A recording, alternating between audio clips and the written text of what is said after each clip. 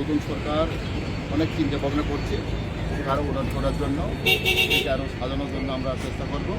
আপনারা সবার জানেন আমরা সরকার হওয়ার পরেই বীর বিক্রম বার্থডে 19 তারিখ অগাস্টকে আমরা গভর্নমেন্ট হলিডে আমরা ডিক্লেয়ার করছি। এয়ারপোর্টকে আমরা বীর বিক্রম এয়ারপোর্ট নাম দিচ্ছি, কারণ এই বীর বিক্রম শোষণ এটিকে আমরা আরও উন্নতি করার জন্য আমরা চেষ্টা করব।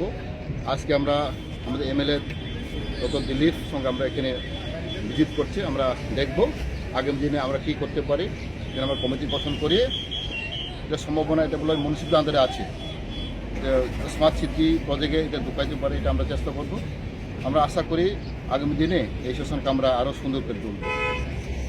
স্যার, এই অব্যবস্থা দেখে আপনার কী অভিজ্ঞতা হচ্ছে? এটা তো খুবই খারাপ লাগছে। আমরা আমাদের যে ঐতিহ্য বা হেরিটেজ বা আমাদের ইতিহাসের প্রতি যে একটা সংবেদনশীলতা বা সম্মান নাই, তার একটা নিদর্শন। দীর্ঘদিন ধরে এইভাবে এই জিনিসটা করে আসা হয়েছে এবং আমরা জানি যে কিছু সংখ্যক লোক রাজতন্ত্র বিরোধিতা করার জন্যই জিনিসটা হয়েছে।